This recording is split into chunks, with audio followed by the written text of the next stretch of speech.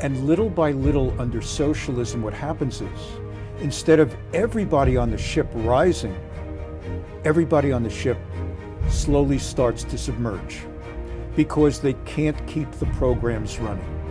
And we simply look even within our capitalist American society to see those government programs that start off with great aplomb, where we're told about the great undertaking that the government now is promising.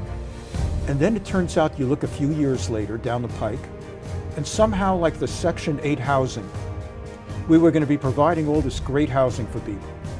And somehow these areas now become centers for drug trafficking. What happened?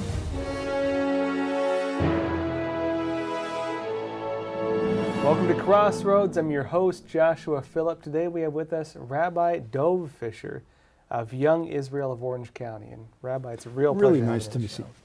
Nice to meet you.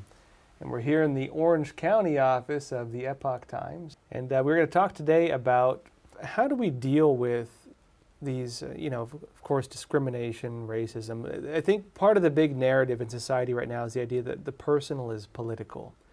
And a lot of people talking about discrimination, which it does exist, and racism, which it does exist, believe that this needs to be solved through force or through government, and not through our own individual efforts. Well, thanks, first of all, so much for having me. I have a yarmulke, sometimes called a kippah, marks that I'm an Orthodox Jew. And as an Orthodox Jew all my life, I've encountered people who like Jews and are very nice to me, and some people who despise Jews, who discriminated against me.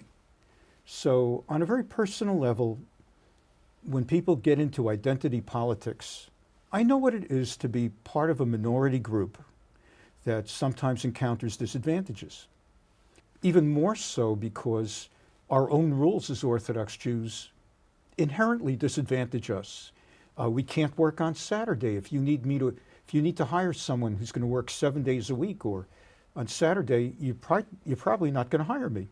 And even if you don't need that, many times, like as a student in college or grad school or on the workforce, sometimes even if you don't have to be in class or at work on Saturday, you want to use Saturday to catch up on whatever you're behind on. And I don't have that option because Saturday is my Sabbath.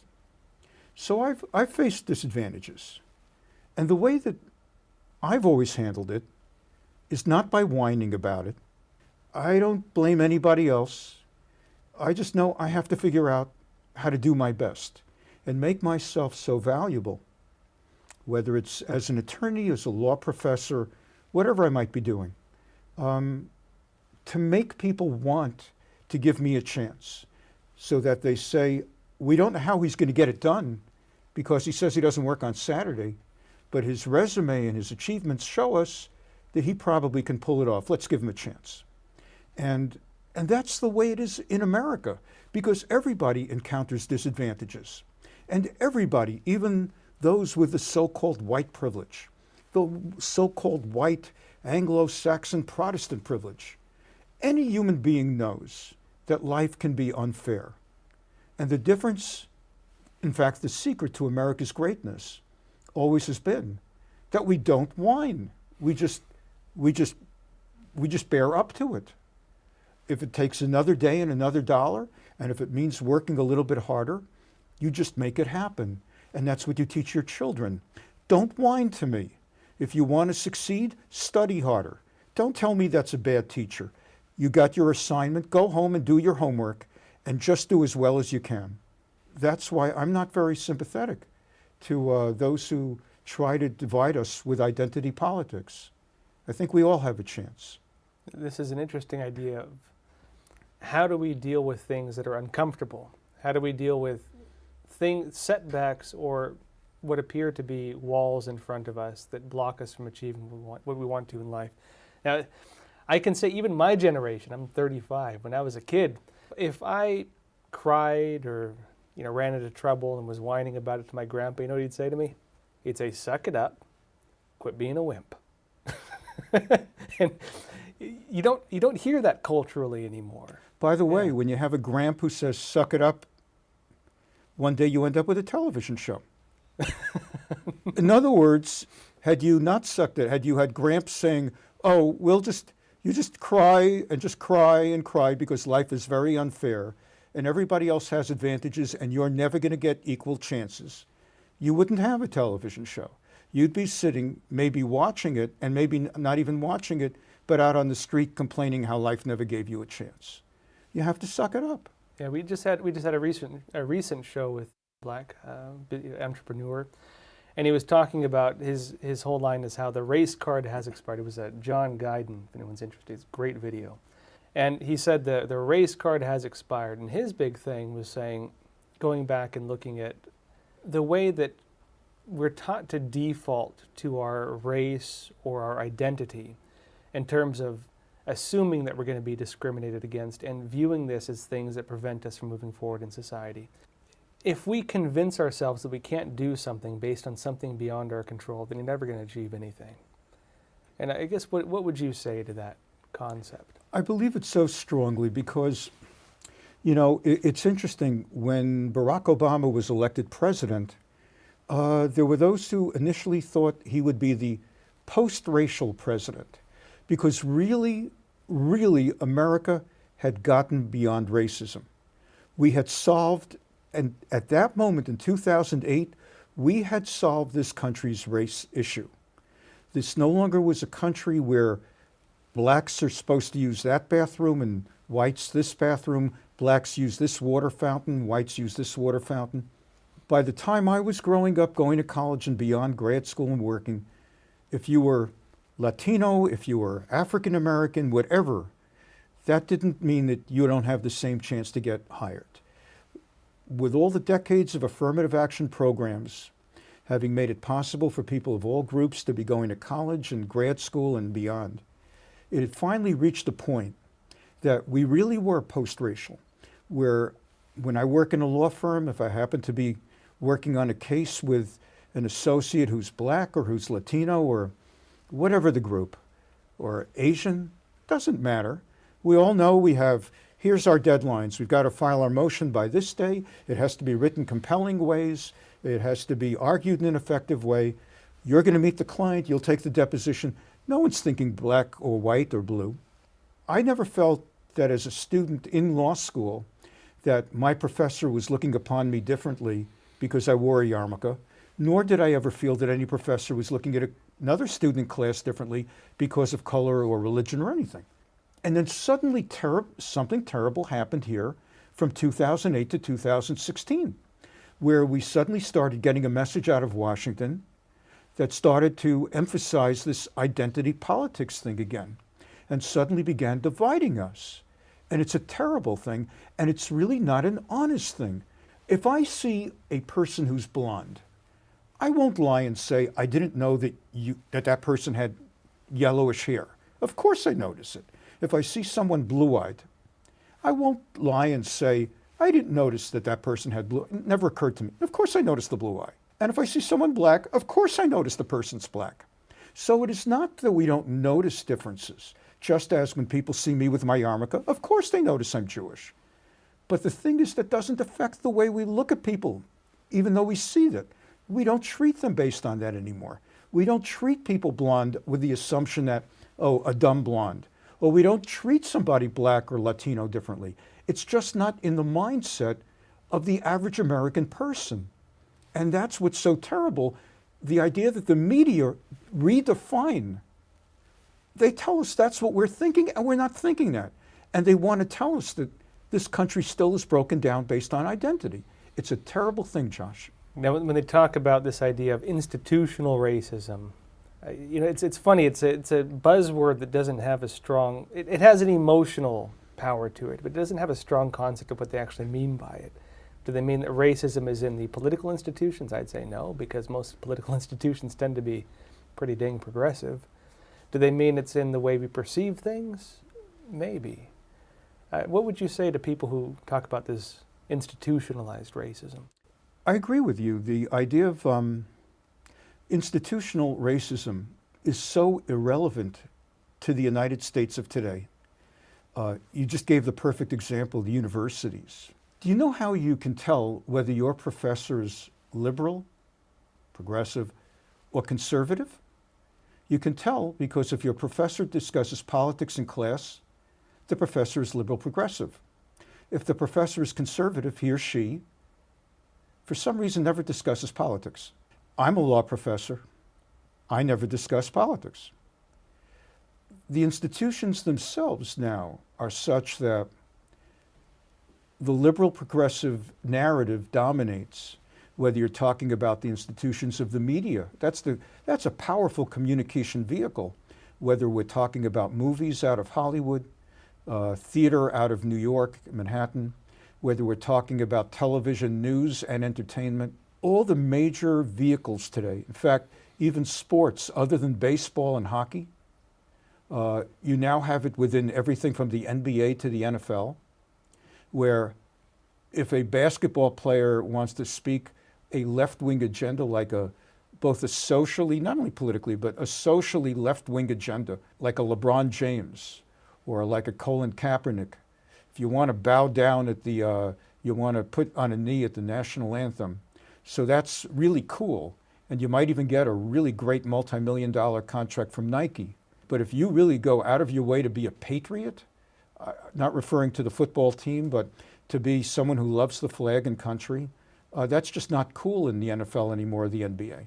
So there's not only not institutional racism, it's just the opposite. The America of today is one in which people with conservative, traditional, Christian values, Orthodox Jewish values, really feel the pressure to mute our sincere beliefs.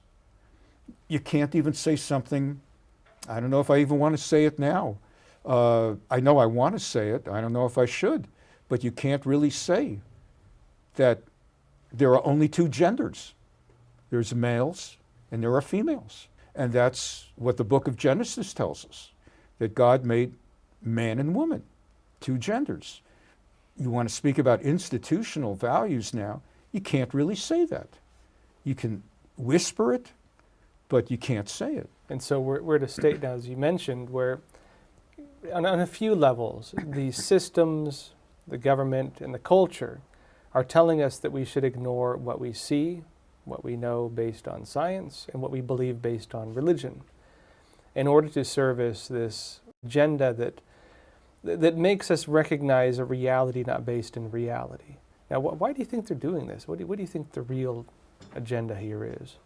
They want to remake the society. No one's more overt about it than this Alexandria Ocasio-Cortez. Unlike others who don't spell out what they're about, she, because she's new and young, she just tells you what's on her mind. But what they're trying to do is to remake the society, to change people's thinking, not only through persuasion by having better ideas, but by forcing you either to believe something or by reading you out of the society's power institutions.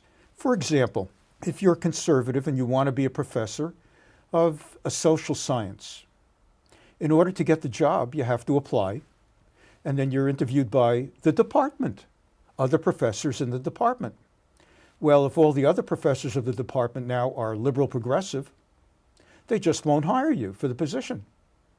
Now, if you're that desperate to get that position, you have to hide your beliefs, your personal beliefs, and you can't give voice to them until you've been teaching for 7 or 10 years and get tenure.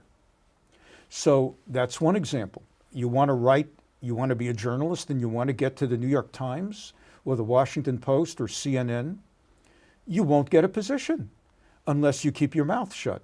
Every one of these publications and organs has one token conservative, let's say. So maybe New York Times might have a Bret Stephens, and maybe the Washington Post has Mark Thiessen, and maybe each one of the CNN for a while had Jeffrey Lord, and then they fired him. What ends up happening is, unless you're able to be the token conservative, you have to completely suppress what you believe.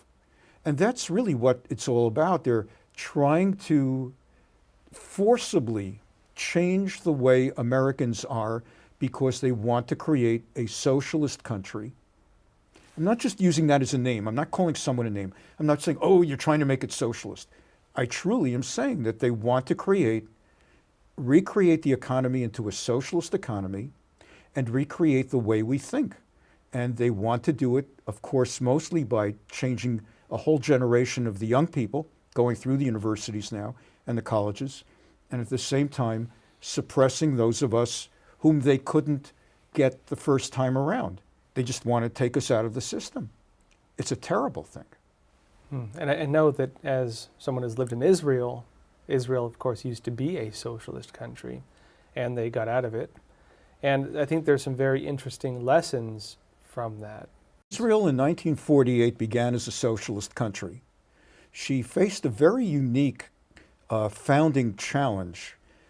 All of a sudden, being founded right after the Holocaust, she was taking in all these survivors from the concentration camps and the DP camps, the displaced person camps after the war. So she's taking in people from Germany and Poland and Russia and Ukraine, and these people talking German, these people speak Polish, these people speak Russian. Nobody understands each other. None of them speaks Hebrew.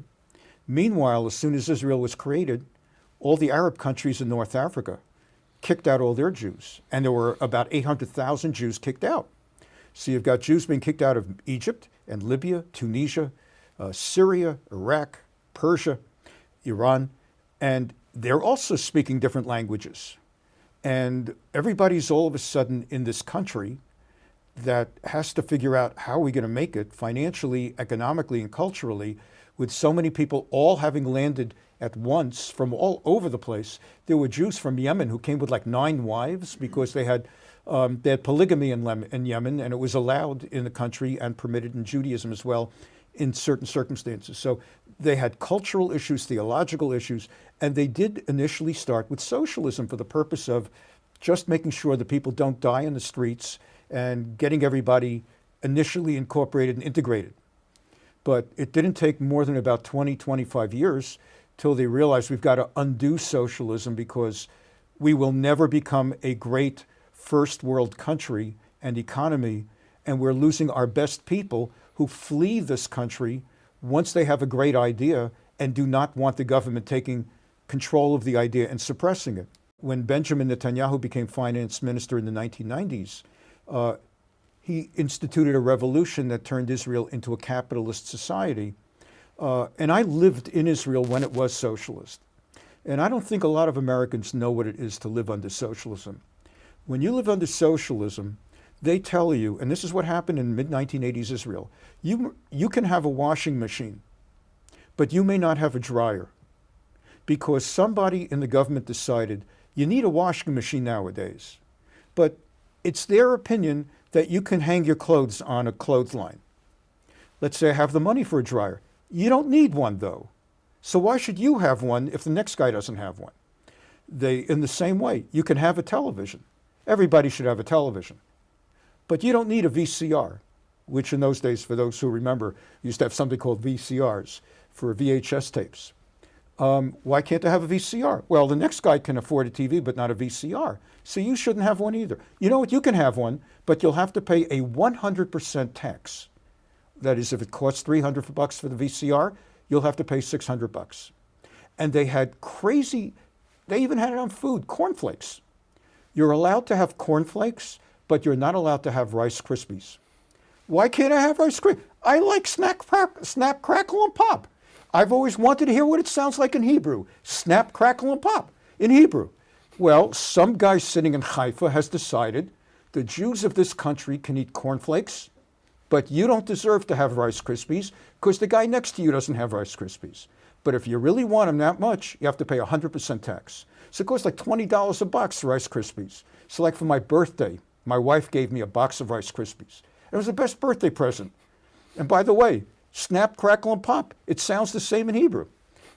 What ended up happening is I came back to the United States in great measure because I suddenly became aware I can't do well under a socialist economy, in a socialist system. And I don't want to see that happen to America because I grew up in this country, and this is a great country, and we don't want that. Now, and I know a lot of people, when they talk about socialism, they think it's like a communal system.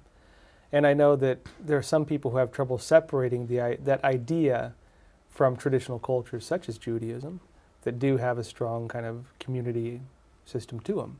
How would you describe that, the difference to people? I learned about socialism, as I said, living in Israel. So I'll give you an example. You have socialized medicine. What does Bernie Sanders and Elizabeth Warren call it? Medicare for all. In socialized medicine, first of all, nothing is free. It's getting paid for some way. Well, the government pays for it, right? Yeah. Where does the government get the money? From your taxes. So right away, people begin to realize, it's interesting. Here in Israel, you're paying 30-40% income tax on a $7,000 salary. Okay, it's not like you're a multi-gazillionaire and now you've got a higher tax rate. Even at $7,000 a year in the 1980s in Israel, you were paying a 30-40% tax. Why are our taxes so high? Because we get everything for free. Oh, so it's not really free. That's number one. Now, instead of me, the patient, the medical patient, deciding, how do I want to spend my money? What insurance do I want? What kind of medical care do I want? The government is deciding for me.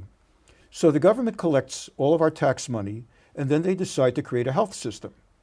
And here's an exact example of what we went through. We were living in a new Jewish community in Samaria. As a brand new community, there was an outbreak as they were building. There was an outbreak of hepatitis A. Most Americans, most people don't know the difference. Hepatitis A, B, C, D. Hepatitis A is kind of in the framework of like chickenpox and the measles. It's not the kind of hepatitis that people are terrified of dying from. It's more like a communicable disease that actually comes from publicly bad sanitation. And with a lot of building going on in construction at the new settlement, new community, there was some sewage going in the streets. So it turned out in those days, mid-1980s, the best way to avoid getting hepatitis A was you could get an immunization known as a gamma globulin injection, gamma globulin. So we went to brought the family to the doctor, and they explained that under government guidelines in socialized medicine, we are not allowed to give gamma globulin injections, immunizations, until there's an epidemic according to government standards of epidemic. Well, what's that mean? Well, you need to have, I'm making up the number, let's just say 20%. It has to be when 20% of the people in the neighborhood have the disease, then you can get the injection. So wait a second, 3 people just got it, a 4th one's been showing symptoms. You're saying we can't get it until like 28 people get it? That's right. So what happened for the next 3-4 weeks is you're walking down the street and you're finding out Schwartz just came down with hepatitis A. And then you find out Steinberg just got hepatitis A. And then you find out Goldstein just got hepatitis A. And you have this mixed feeling. On the one hand, you're feeling terrible for Stein and Schwartz and Goldstein. And on the other hand, you're feeling, okay, we're almost at 28. Pretty soon, we just need 3 more guys to get it, and then we can get inoculated. And unfortunately, the last one, number 28, was my wife. Meantime, I had a friend, Dan. Dan lived a block away. And I one day was saying to Dan, are you scared as heck about this? Like, you got 3 kids. And how do you feel about this crazy thing? He said, I don't have a problem. My dad's really rich. He lives in Chicago. And he just flew all of us in to get the injections. Oh, so in other words, really rich people, Dan, like you, can get the injection under a socialist economic system of healthcare. But those of us who aren't really, really rich, we can't get a simple inoculation. And that was my education. I wasn't jealous of Dan. That's not the way we work. I rather gained an enormous education as to what socialism is. In socialism, the rich people, they're still going to get all the stuff that Elizabeth Warren and Bernie Sanders say they're going to take away. They're always going to get it. And I'm not jealous. It's that the reason they got rich in the first place is because they're smart and they know how to play the system the right way. So they're always going to get it. They'll have private medical care. They'll always get the best. When Ted Kennedy tragically was stricken with a terrible cancer, he got the best possible care. He didn't say, well, you know what, I'm a kind of liberal socialist progressive. I'll just go to the local urgent care and see what they can do. And that's the way it's always going to be. And that's what I learned about socialism. It's not just about, oh, let's have summer camp and put our arms around each other, sing kumbaya, and you know what? Let's roast marshmallows together. Socialism is really different from the way it's described, because here's what ends up happening. The government, let's say, has certain objectives and beautiful plans, and they begin the first day and the first week and month with their beautiful program. And then they begin to realize they're running short on money. So either they have to raise taxes, which is the first thing they will do under socialism. At some point, it gets back to the old Margaret Thatcher thing about how at some point you just don't have any more of other people's money to spend. And when the government no longer can bring in more money, it then has to start cutting back on the promised programs. And little by little under socialism, what happens is, instead of everybody on the ship rising, everybody on the ship slowly starts to submerge because they can't keep the programs running. And we simply look even within our capitalist American society to see those government programs that start off with great aplomb, where we're told about the great undertaking that the government now is promising. And then it turns out you look a few years later down the pike, and somehow, like the Section 8 housing, we were going to be providing all this great housing for people.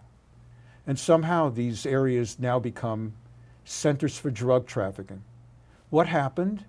Well, when you gave people something for nothing, if they didn't have to pay for it or they got it mostly as a government gift, little by little what starts happening is they don't care for it the way I care for my home, because I have to pay for it, and one day I'm going to have to sell it.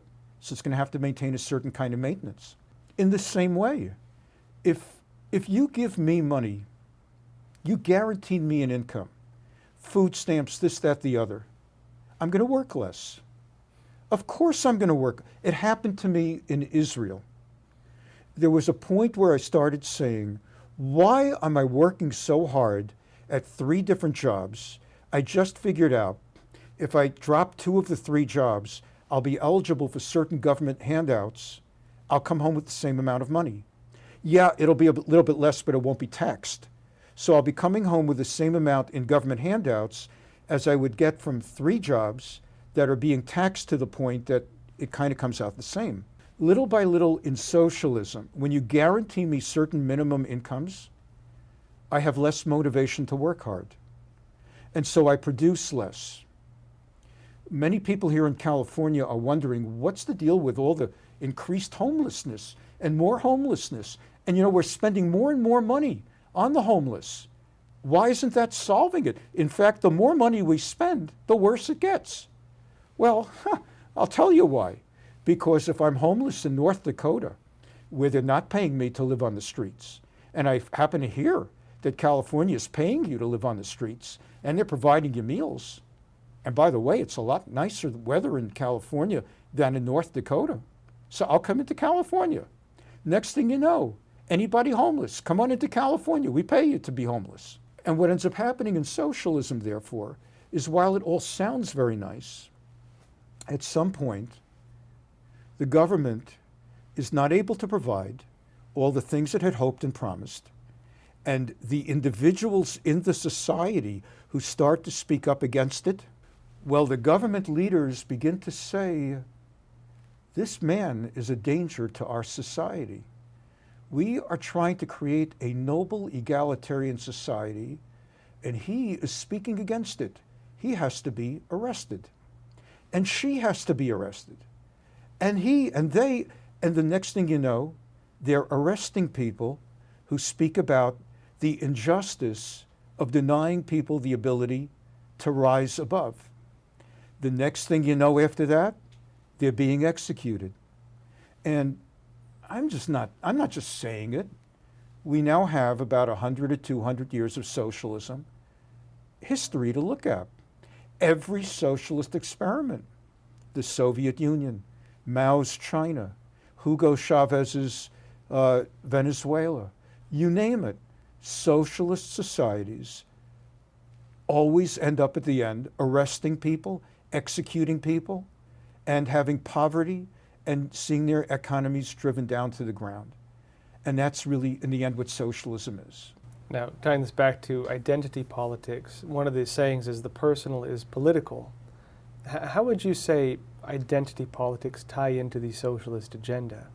Well, once you start trying to convince yourself and convince me that because you're a member of Group A or B or C, therefore the government has to make things all equal and guarantee you this.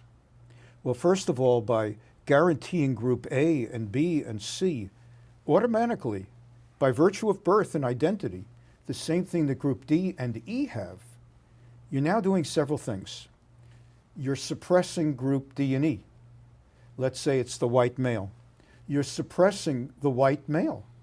You're telling high-achieving white males who get, let's say, great results on their scholarship aptitude test to get into college, we're not going to let you into the colleges of your choice because we're going to make it equal.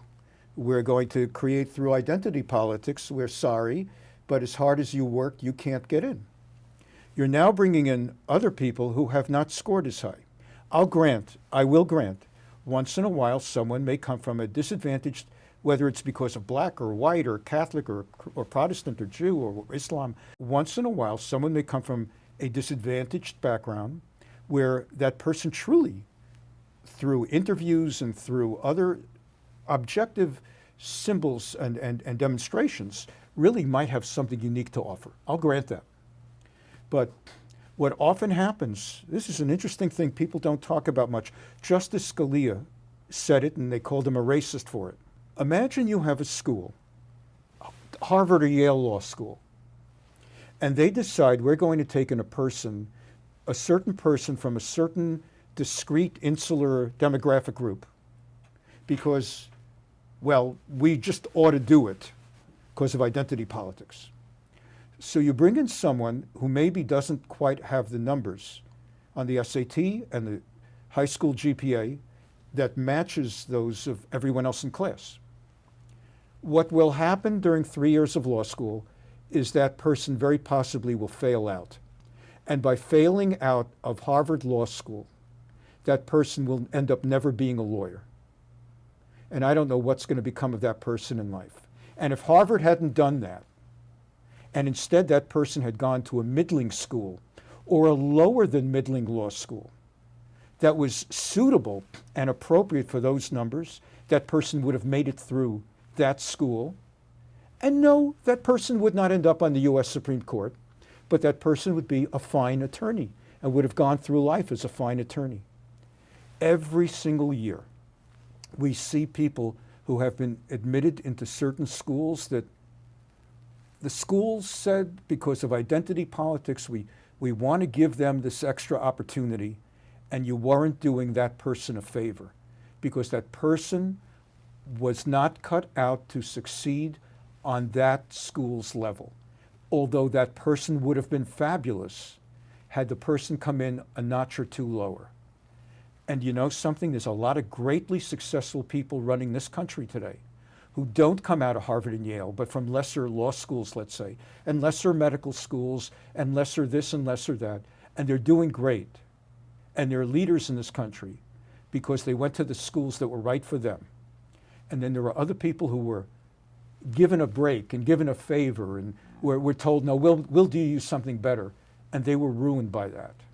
So that's another example of how you take identity politics, you merge it with certain socialist ideals, and you end up actually hurting people. Socialism hurts people. It actually hurts people. When you tell me, I work 3 jobs. I'm a rabbi of a congregation, Young Israel of Orange County. It's an Orthodox Jewish congregation. I'm a professor at 2 law schools, and I'm a contributing editor at the American Spectator. Once you start taking away my incentive to work by telling me, why are you working so hard? We can guarantee you the following income. Just take one of the 3 jobs and you'll get this stipend, you'll get this food stamps, and you'll get this benefit. You're taking away my incentive to work, and I'm just one person. Do that to 100 million Americans, and you suddenly turn us into a middling country again. And that's what was happening under the last president. And also on the idea of identity politics. Of course, again, we do deal with racism. If government is not the solution, how do we... Now, this is what I'm getting at. Growing up, of course, I'm mixed race, and my brother, I'm mixed white, Filipino, Hawaiian. My brother looks very, much more Asian than I do. And he used to get discriminated against. But growing up when we were kids, you just dealt with it. If the kid was your size, you probably fought him. If it wasn't that, you just ignored it. A lot of times we just laughed at it because it didn't bother us. And we're being told these days that having someone call you a name is somehow like detrimental to your well-being. We didn't care about it. It wasn't a big deal. And if it was a threat to us, we dealt with it by just, fist fighting or something if we had to. And it's an interesting culture these days where people seem incapable of, one, tolerating discomfort, and two, dealing with problems themselves. Now, I'm curious on your perspectives on how we should deal with these kinds of things. I agree again. First of all, because I wear a yarmulke, on Saturday, the Orthodox Jew on Sabbath does not drive a car. We walk. And therefore we walk to synagogue, we walk home. It could be a 20 to 30-minute walk. And it's happened 2 or 3 times in my life. Not much, 2 or 3 times. I'm walking down the street, and a speeding car passing by, you hear someone yell out the window, "Jew bastard." What are you going to do? First of all, that big hero is going 40 miles an hour, and after yelling "Jew bastard," speeds up to 80 miles an hour to get away, because maybe the Jew bastard on 2 feet is going to go and catch his car. So what do? If you start showing that you're upset and angry, maybe you give him a little bit of a victory. He feels better. So first of all, I learned early on, you don't react. You just make believe you didn't hear it. So he had no victory. That's how I had to deal with it. Now, sometimes when you fight back, as you probably learned in having to once in a lifetime fight back here or there, you might get beaten up a little bit back also. But that's how we dealt with it. We didn't cry, we didn't whine. I'm not on your show now 40 years later to whine about how no one has ever been nice to me, and they took my yarmulke off and they wouldn't let me read my book on the subway, and life is not fair. It's just not the way it goes. You have mixed background, I have my background, we all have that background, and I never really grew up feeling like I hate America because you don't give us an even. All I ask for is a chance. I'm not even asking for, I'm not sure I always got an even chance. I just wanted a chance. And I think once you give me a chance, now you've motivated me. Okay, you're not going to give me an even chance, so I'm going to just have to be better than other people in order to come out with an even chance. And that's what also makes America great. For me, for Italian immigrants, for immigrants from Poland, from Germany, from Ireland, all kinds of backgrounds. No less now people coming from south of our border who come in legally from Mexico, Guatemala. Just give people from, you mentioned the Philippines, Japan, from Korea and from China. Just give people a chance. That's the greatness of this country. One more thought on that. It just strikes me, you're telling me our country is racist? When's the last time United Kingdom had a prime minister of color? Italy, prime minister of color. France, all these countries in Western Europe. How about the other side? Russia, Ukraine.